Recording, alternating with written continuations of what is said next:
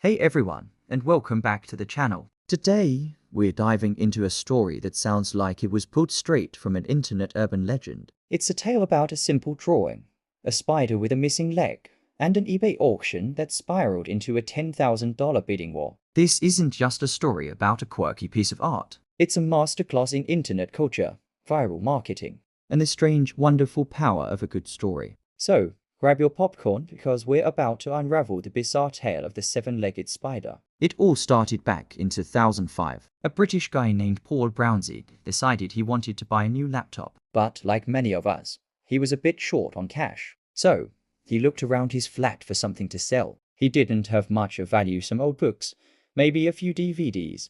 Then, his eyes landed on a simple doodle he had made. It was a drawing of a spider, done in blue ballpoint pen on a scrap of paper. But this wasn't just any spider. This spider, for reasons known only to Paul, had 7 legs instead of the usual 8. He had even given it a name, Alan. Thinking it would be a funny joke, Paul listed the drawing on eBay. He titled the auction Seven-Legged Spider Drawing. In the description, he spun a whole narrative for Alan the spider. He explained that Alan was a friendly spider, despite his missing limb. He wasn't scary, he enjoyed a good book, and he was looking for a loving home. Paul detailed Alan's supposed likes, dislikes, and even his favorite TV shows. He set the starting bid at a mere 99 pence, hoping to maybe make enough for a cup of coffee. He honestly didn't expect anyone to bid. He just thought it would be a laugh. But then, something incredible happened. The internet took notice. First, a few bids came in. £1, then 2. Paul was probably thrilled. But the bids didn't stop. They kept climbing. £5, 10.50. People weren't just bidding. They were getting invested in Alan's story. The auction's comments section exploded. Potential buyers wrote letters to Alan, pleading their case for why they would be the best new owner. Some sent poems, others sent pictures of their homes, promising Alan a safe and cozy corner. The listing was shared on forums, blogs, and early social media sites. It was going viral, long before going viral was a common household phrase. News outlets started picking up the story. The BBC, The Guardian, and even international papers began reporting on this strange auction. Why was a simple doodle of a seven-legged spider capturing the world's imagination? The answer, it seems, lies in the story. Paul Brownsy hadn't just listed a drawing. He had created a character. Alan the spider became a symbol of imperfection, a little underdog that everyone wanted to root for. His missing leg made him unique, relatable even. People weren't just bidding on a piece of paper. They were bidding on a piece of a story they had all become a part of. As the auction neared its end, the bids went from hundreds of pounds into the thousands. A full-blown bidding war erupted. It was a frantic, last-minute battle between anonymous bidders, all vying for the honor of adopting Alan. When the virtual hammer finally fell, the winning bid was an astonishing 5,200 Great British pounds. At the exchange rate at the time, that was roughly 10,000 US dollars. Let that sink in.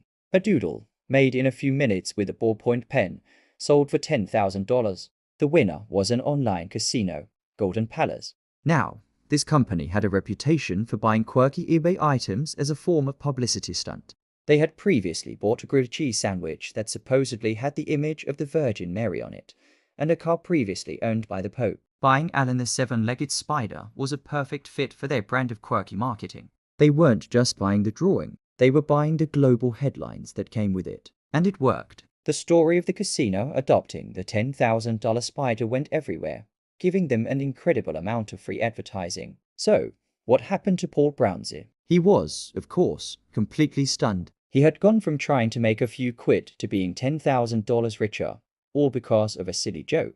He did get his new laptop, and probably a whole lot more. He became a minor celebrity for a while, a testament to the unpredictable nature of the internet. But the story of Alan the spider is more than just a get-rich-quick scheme. It highlights a fundamental shift in how we perceive value. In the digital age, value isn't always tied to material quality or artistic skill. Sometimes the story is the product, the community that forms around an idea, the shared inside joke, the collective emotional investment. That's what created the value. Alan wasn't a masterpiece of art, but he was a masterpiece of accidental marketing and community building. Think about it. We see this all the time now with memes, viral challenges, and NFTs.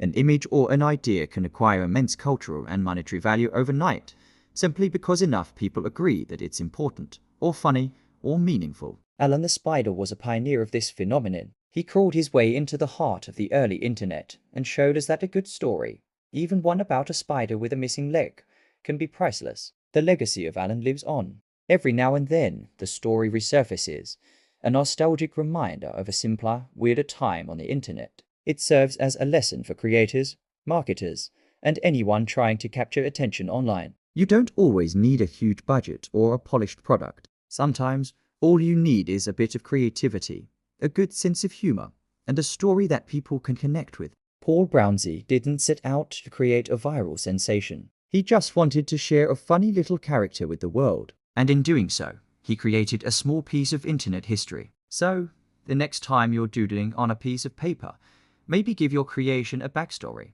Who knows? You might just be sketching the next $10,000 spider. What do you guys think? Is this the craziest internet sale you've ever heard of? Or do you know of one that's even weirder? Let me know down in the comments. I'd love to read your stories. Thanks so much for watching. If you enjoyed this trip down internet memory lane, be sure to hit that like button and subscribe for more deep dives into the weird and wonderful stories that shape our world. See you in the next one.